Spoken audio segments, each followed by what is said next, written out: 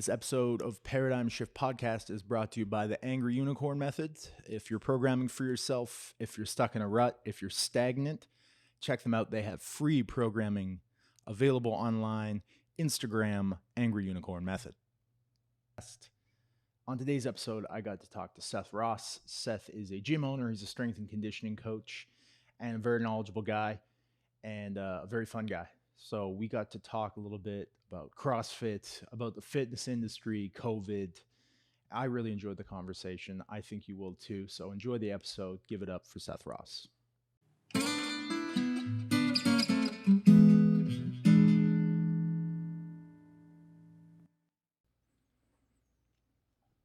Seth Ross, thank you for coming in.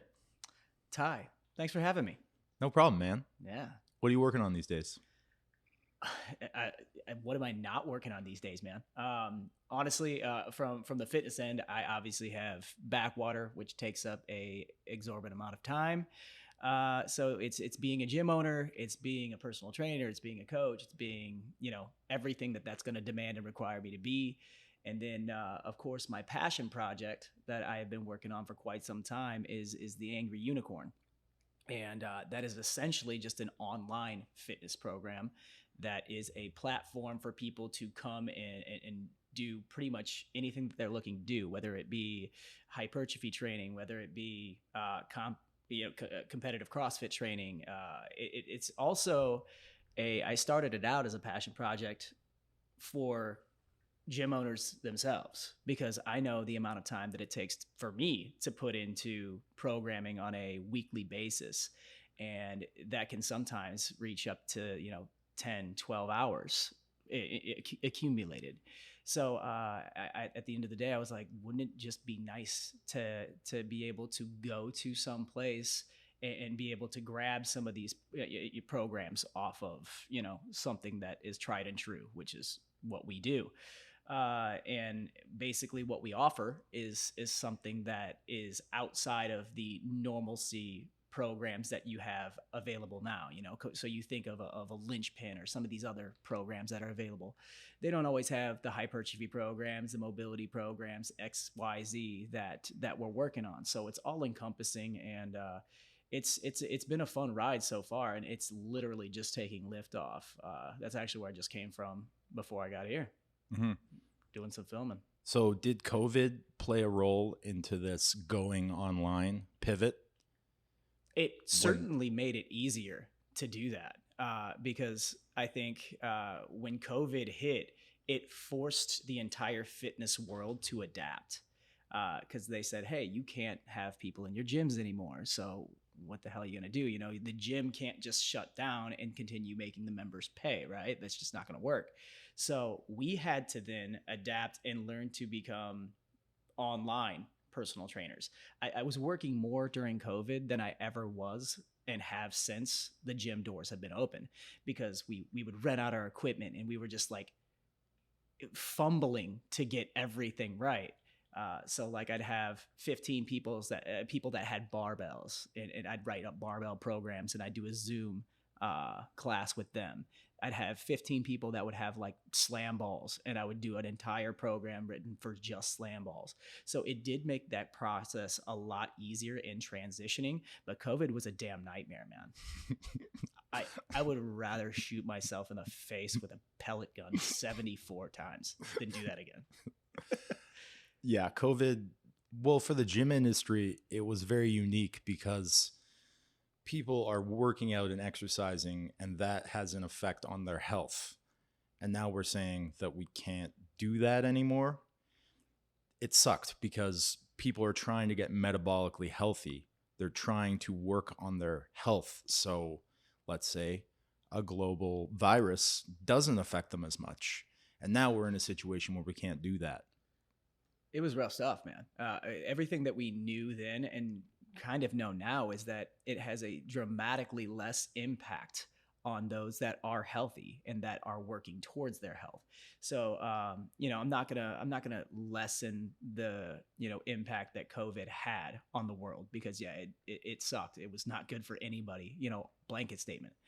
But it didn't really make sense to me then, and it doesn't make sense to me now, to why would we be shutting down some of the institutions like the gyms of the world that fight and battle that very virus. It didn't make sense to me. Like, those are the things that we could do to make ourselves more immune and help these types of things.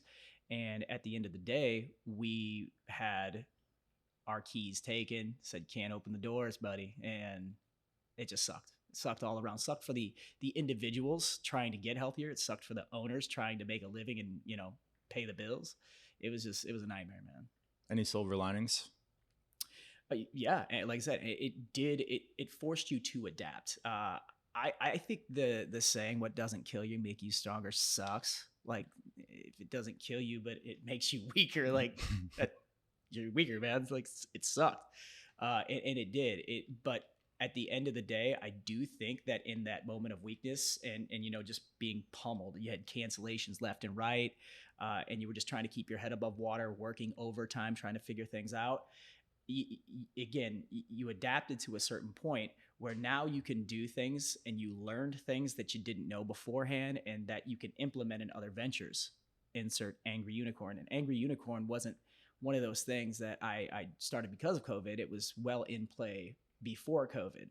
But again, because I was forced to do those things earlier in the game because of COVID, it's definitely going to help and has helped ever since. So I guess that's the only silver lining that I can toss out there personally, because from a business perspective and even personal perspective, I mean, who wants to be locked into a bunker for a year? Nobody.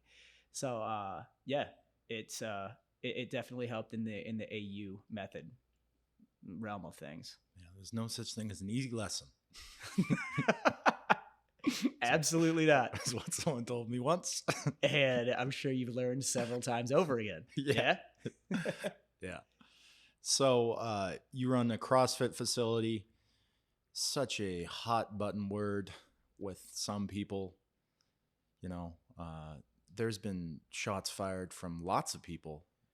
You've got the general public saying that CrossFit isn't safe.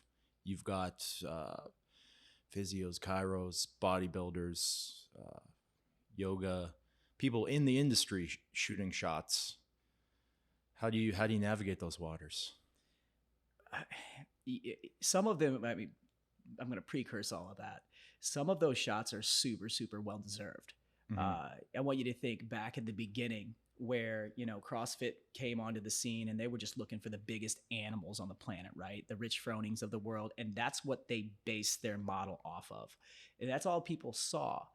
And as they began to grow and they had thousands of affiliates across the US and the world eventually, they kept that same theology. It's like, hey, here's 1 million pounds lifted 1 million times. And at what point in time is that a good idea, right? It's a recipe for disaster, especially for the novice individual coming and they've never had any Olympic lifting training. They know nothing about gymnastics. Their conditioning is just absolute trash. So of course their form is going to break down rep 2 into 1 million, right? If they can even lift the bar. So, coaches, gym owners alike, they continued going with this theology of this is the way of the world. This is the only way to live. Because again, CrossFitters are just as bad. They'll sit there and shoot shots at, bodybuilders and things like that. This is the only way to do it. And what came of that is a lot of injuries, people doing shit that they shouldn't be doing. And I think CrossFit HQ has done a pretty good job of keeping that in check now. And they're looking at, more of the like couch to 5K model, like bringing people along because they understand that these Rich Fronings of the world and these elite athletes are the 0.0001%, whereas they can get a much bigger audience by casting a broader net and shooting for, programming and processes that make sense for them. But yeah, they have a lot of well-deserved criticism out there. For me and for gym owners like me, it's just important to differentiate yourself from that modality, right? That theology that they produced. It produced some awesome athletes and some awesome TV and really good things, I think, came from it. But again, it's not for the masses. And what we need to do is make sure that our programming as a gym owner, a CrossFit gym owner, needs to have appropriate scaled measures for every class that we do. And hell, for us, we have an entire class. It's not like, we don't even call it the CrossFit class. It is our like boot camp style variation. And a lot of gyms have implemented it these days, but they take the complexities out. They take the loads out. So you're not lifting 1,000,000 pounds. So they'll never be doing Olympic lifting. It's just basically to get in there and get your body functioning, build its stabilization, and pull up the cardiovascular and muscle endurance a little bit until you're comfortable with trying a CrossFit style class. And then when you are comfortable trying a CrossFit style class, you have your scale variations. So in our gym, we offer 3 different variations of every single workout that we do. One for the competitive athlete, one for the generalized individual coming in there looking to get a good workout, moves pretty well. And then the scale variation for people that are just coming into it in general, or, coming into it from those burn classes. It's just, you just got to be smart about it. It does create extra work, but at the end of the day, it's ultimately what's best for your brand. It's what's best for your business, and it's what's best for the athletes. So well worth that time to put in for sure. Yeah, I've had my problems with CrossFit too, and I've been in the world for 10 years as a coach. I was a full-time coach for a while, and then I was in the manual therapy realm. And honestly, my opinion of CrossFit definitely changed. And then, because I was in both worlds, I saw the people that didn't get hurt. I saw the people whose lives were improved by just group exercise, whether it be CrossFit, yoga. Exercising with people was fun. Right. Yeah. Yeah. The clinical side, I saw lots of injuries, but if you only got that side, I don't blame the shots fired from like the medical industry. It's like, all I see is CrossFitters. They're just hurt all the time. It's like, but like, don't you always see just like hurt people? So like, you don't really see the healthy ones. Like, I'm not saying the injury rates aren't above average compared to like a really, really safe, spin class. Spin class would be a good example. Right. Yeah. But I think we're neglecting the social component. If you have a group of friends, whether it be yoga, it's going to improve your life. And that's the thing that people don't really talk about. The rates, let's say if you're on like a rec league hockey team. Those exist here, right? Which I am, by the way. I'm really bad. Yeah. It's not the safest sport, but you're doing it because you want to do exercise, a non-drinking or eating activity with other people. Absolutely. Yeah, and that makes your life better. So that's one thing I feel like that is overlooked a little bit. Absolutely. You and I were talking a couple of days ago, when we first started highlighting some of the things that we wanted to chat about. And I think I told you when I specifically left my last gym that I owned because the community wasn't what I wanted it to be. The social component meant a lot to me. And when I started my current gym, Backwater, I poured everything that I had into it just to make it as good of an experience as it could possibly be when you walked into the doors, because I want when people walking into our doors to feel as if that's going to be the best hour of their day. And then again, I think I had like a grand total of $1,500 in my account after like day one of opening up. So I was like, what do I do to make this fun? Because people don't want to be somewhere that's not fun, right? Like if you already have a job that you hate, or, just the day-to-day grind, the last thing that you want to do is go get tore up, right? Like especially if you're not a competitive athlete. A lot of people genuinely just don't like getting pummeled into the ground. And that's what we do a lot of, if I'm being 100% honest with you. So I need to make it fun. And so we do events all the time. But one of these events specifically that I recall was we're about an hour away from Iowa City. And I just bought like 50 tickets to an Iowa Hawkeyes game and a party bus with a keg with like $1,500. And I was like, I don't care if this like buries me. I'm going to make sure we're at least going to go out with a bang, because you're 100% right. That social component means so much. And now you've been at a Backwater event or two, and you know, it's just different when you're when you're in an atmosphere that embraces that and really puts it into motion, as opposed to, you know, going to the YMCA, hitting 16 curls with your Beats by Dre and walking out. You know, it's a game changer. It's completely different. And I'm not bashing those guys that want to do that. We're all on the same team, right? At the end of the day. Totally. Yeah. I think it makes absolutely no sense that in the most obese country in the entire world, that anybody should be shooting shots at other people just because they like to work out a different way. It doesn't make any damn sense. And you're right. Yeah, some things are a little bit more safe than others, but when it's all said and done, I think that we need to be leaning in more on encouraging those that are trying to work on themselves, rather than breaking them down. Yeah, I mean, it's natural for you to look at someone doing something different and want to be critical of it. I totally get that, because I'm as guilty of it.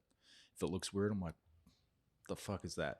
Like that thing where I think it's like functional patterns or something, where he's just doing like weird movements, and then I sit back, I'm like, okay, that's what people think about, you know, CrossFit or yoga. Yoga had like a renaissance where, like, 20 years ago, yoga was like the weirdest thing on the planet, and now it's universally acceptable, you know? So it was nice to see that. I'm going to be honest.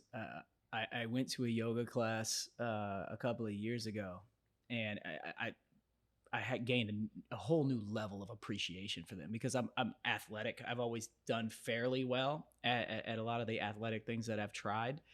I go into this damn hot yoga class, and a buddy of mine's teaching it. He's like, yeah, just show up at 5. I teach. He's been trying to get me there for like 5 years.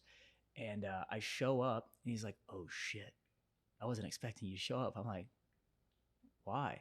He's like, well, this is my advanced class. I'm like, cool, right? So I go in there. This is hot yoga, by the way. So 20 seconds in, I'm just drenched from my chest pubes down to and like, it's just bad news, man. And every 20 seconds you hear just this me falling over. So I'm like, I'm never fucking coming back here again, dude. This is the worst moment of my life. I came back several times, but at the at that point, it was the most humbling experience from a physical perspective. And this dude looks like a Greek goddess, you know, like he is just chiseled out of his mind. He's hypertrophy stud, you know, and he's been doing this yoga practice for a very long time. And I was always like, no, man, just like you know, it's just like anybody, it's human nature, right? To kind of hard pass something you don't know or don't understand.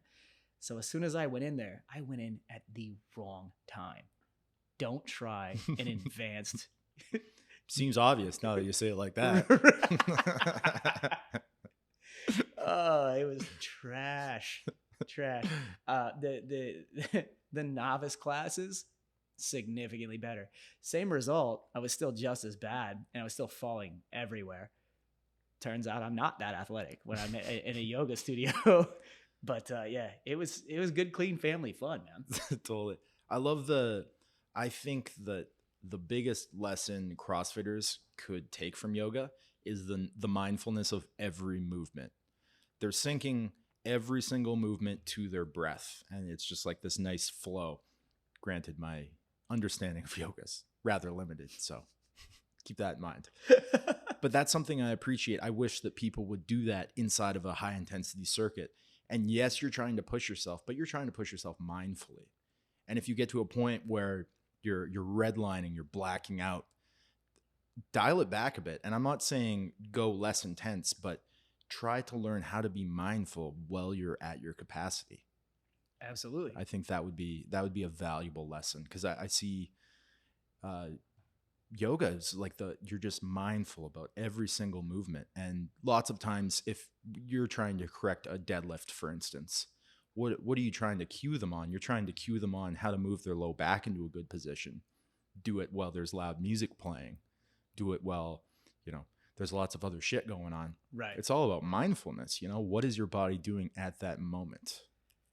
And I agree. Never sacrifice form for load or intensity, ever. I mean, if it's being compromised, then scale down. And that's 100% accurate. That's one thing that we have dialed in with that Angry Unicorn method programming is we try to tell people what their threshold should be.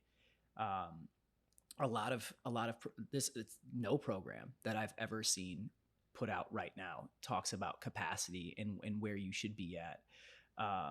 And it's very true, because if you're working at a capacity that the workout doesn't call for, so for example, 50 burpees for time, where the risk for injury is very minimal, versus a pretty popular workout, for example, say like Isabel, all those snatches, 30 snatches for time, or 30 clean and jerks for time. That is substantially different. I would tell somebody that's doing a 50 burpee for time workout to just redline, go bananas. I'd tell that person that's doing 30 clean and jerks for time at 135 to tone it the fuck down. Like, this is going to be one of those like 80 to 90% threshold kind of things, because there's so much that can go wrong there. Just based on normal anatomy and how our body breaks down, unless we are conditioned to do that. You know, there are some athletes that can do that unbroken and do it just fine at 100 miles per hour. That's not the average bear, unless we're talking about, you know, somebody like a Ben Gertz or somebody, you know? Yeah. There's a fly over here. He wants to be in the shot. So what makes a good coach? There's a lot of elements to coaching well. All right. Knowing the anatomy and how the body works, understanding conditioning and where people are at, and telling them how to scale down appropriately. But the most, and it doesn't matter if this is a yoga coach, a personal trainer, it doesn't matter if it's a CrossFit coach, anything. The most successful coaches that I have ever seen in the fitness industry since I've been in it for the last 15 years is the social coaches, the individuals that get the psychology, and that can take almost anybody that walks into your gym, relate to them, socialize with them, give them your time, make the client or the athlete feel like they are important that day. And that is going to go so much farther than the guy that blank stares but can literally pass any certification without studying. Like, most people, the average bear doesn't want to see that guy. Like, I've had coaches that are like doctors, for example, and they're the least attended classes because they're socially awkward. They don't want to talk to this guy who is speaking essentially gibberish to them and is not relating to them on a personal level. But then you have, others that come in that are just, complete wild cards, but, very lovable, very likable human beings. And I would never hire somebody that I think would allow someone to hurt themselves. So they do have, to have some qualifications and some knowledge, but those are usually the most successful coaches. The ones that people are like, all right, he made my day less shitty for an hour. I like him. They come, or her, and they come there all the time. Or, the sweethearts of the world. We have a couple of coaches that are basically like the moms of the gym, and they are very highly attended classes for the simple fact that, they just get it. They sympathize with people and on a different level than, for example, I think you or I can. and they have people that wander to those classes and gravitate towards them for that reason. But long story short, I genuinely think the social ability and the, just overall ability to maintain the psychological level of, where everyone's at makes a coach a good coach. Because it doesn't matter how much you know. It really doesn't. If you can't verbalize it, and if you don't get the athlete to buy in, it doesn't matter what you know or what you tell them, because they're not going to absorb whatever information it is you're giving them. Yeah, it doesn't matter what you do. It matters how you make people feel. If I had a nickel. I see that a lot with manual therapists that are really, really good students, but struggle to build a practice just because of the social component. Like, people have to like you, man. Yeah. Yeah, they come. I mean, that's the old business adage that like people have to like you first. Yeah. Doesn't matter how good your product is. It's so rare that you can be like a Mark Zuckerberg, right? That just like ultra mega prick Yeah. and you come out on top, right? Yeah. Or a Steve Jobs. But Yeah. like again, you know, I guess people didn't have to deal with those guys. But it's facts. The Like people that didn't like them. I know right, that much for right, sure. right. I've seen the movie The Social Network, and if that is a correct depiction, I also do not like Mark Zuckerberg. That's kind of a dick. Right. so in all actuality, like when you're dealing with people one-on-one and not just, you know, have an online business or something like that where you're selling products, information, what have you, you're 100% right. They have to like you. If they don't, there's just way too many people out there kind of doing the same thing that you are. There's, I think, 20 CrossFit style gyms in this area that we're at in bumfuck Iowa, that if I piss somebody off, that person that leaves is going to be just fine. They got a plethora of options to go look at, and they're going to pick one, and they're going to base it off of where they feel most comfortable at.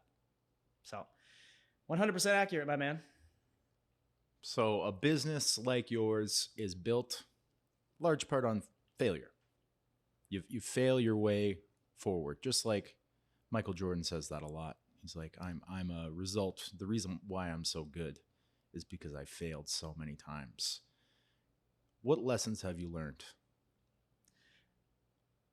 I learned from watching The Last Dance that Michael Jordan's a fucking psychopath. I know, right? And I love him so much for it. Oh my God. It's like when he's talking about gambling, he's like, I don't care if it's $1,000 or $1. I just want to know at the end of the day, I have your money in my pocket. The man ruined careers, right? I've never heard of somebody going into another locker room at their home stadium and being like, I'm ruining somebody's night tonight. Whoever you are that's guarding me, you suck. Yeah. And then walking out. The balls on that man. But yes, failing is growth. And it does suck to admit that because nobody wants to admit their failures. But whether it be, failing, certain programs, failing certain business decisions, or, failing to just flat out produce in a day or a particular moment, and it leaves a bad taste in somebody's mouth. It does allow you the chance to reflect. It does allow you the chance to renew and rejuvenate and move forward in a different light.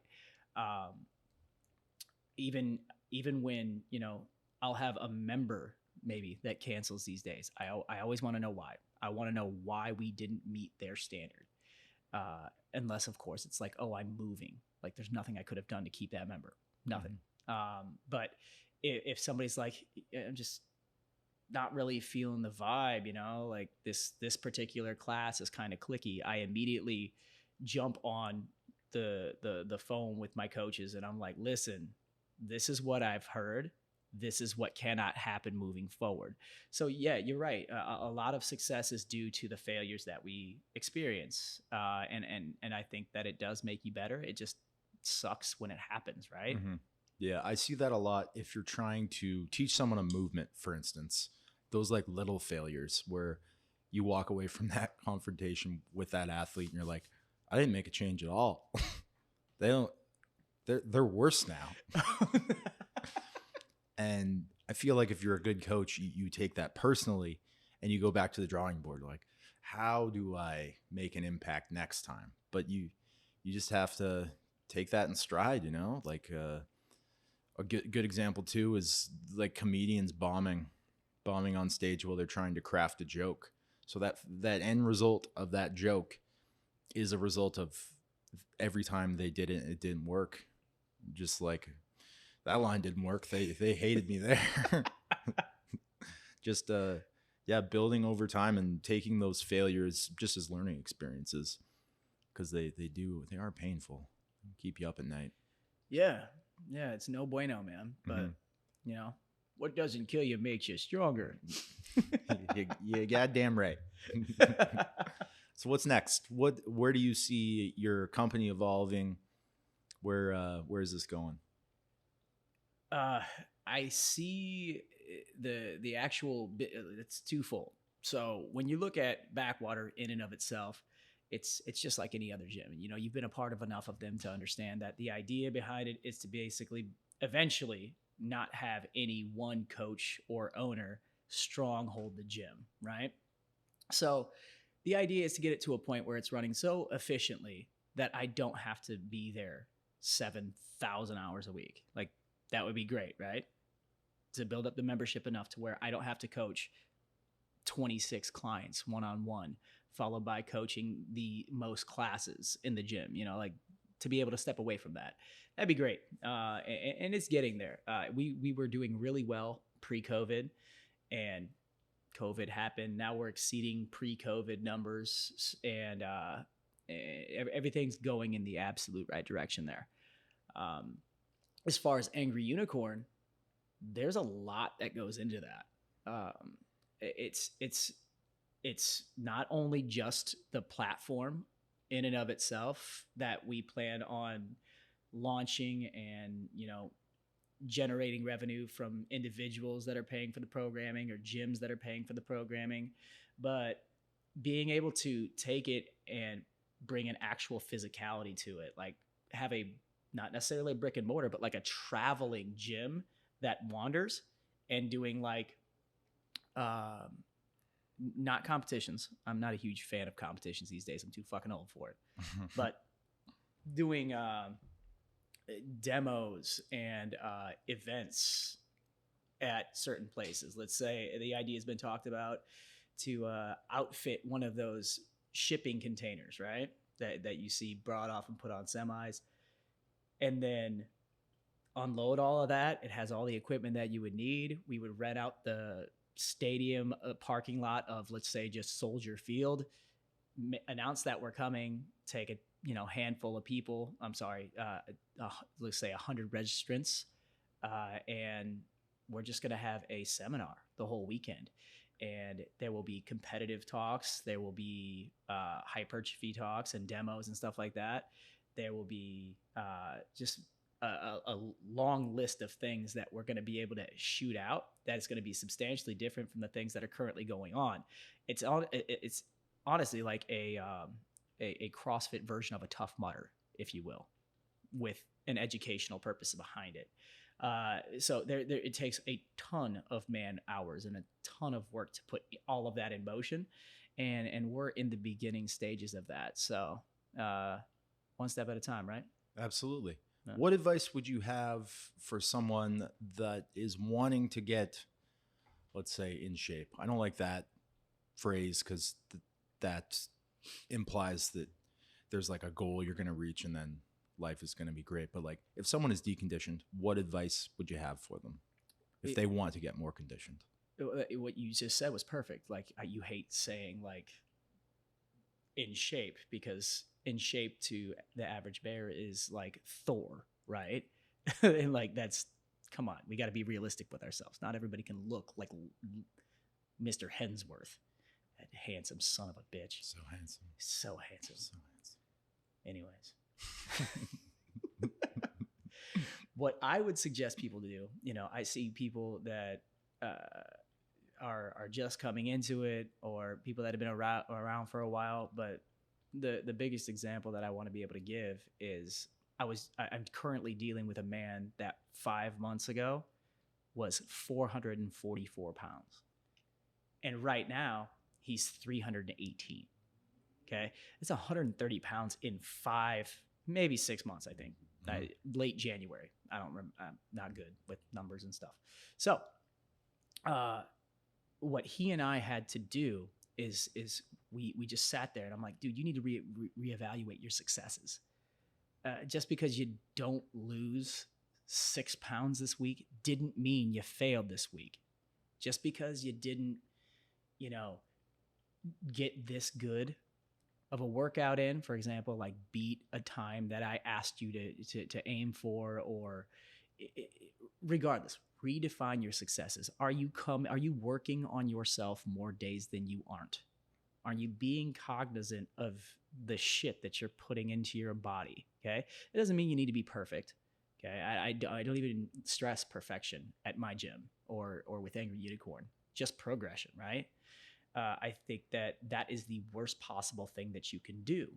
And which leads into don't deprive yourself. Somebody coming in or looking to get in better shape, don't deprive yourself of all of the things that make you human and that make life great. Because you can get an awesome set of abs and some biceps.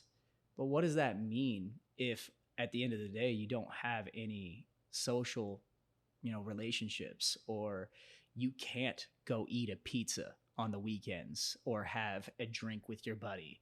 It doesn't make any damn sense to me. The people that do that just completely deprive and deplete with no real end in sight. It's like we're not fucking Olympic athletes here for the most part. Like those are the only people that I believe that should be doing shit like that.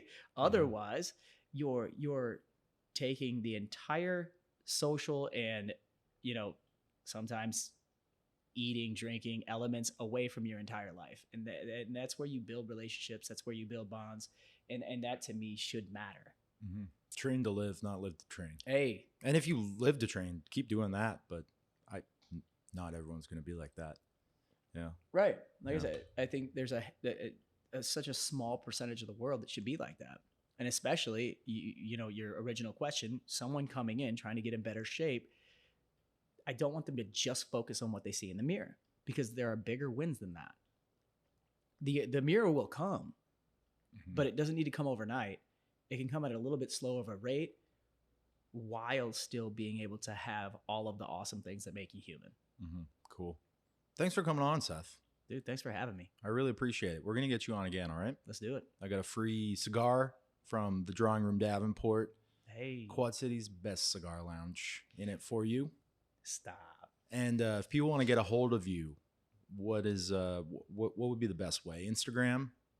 Instagram or Facebook. Just, shoot us a message on there, or just drop on down to the gym. We're on 2nd Street in Davenport. Be more than happy to talk to you about your goals and see what we can do to help. Cool. What's that Instagram handle? It is Backwater CrossFit. And then the Angry Unicorn one? Angry Unicorn Method. Cool. Thank you, man. You're the man.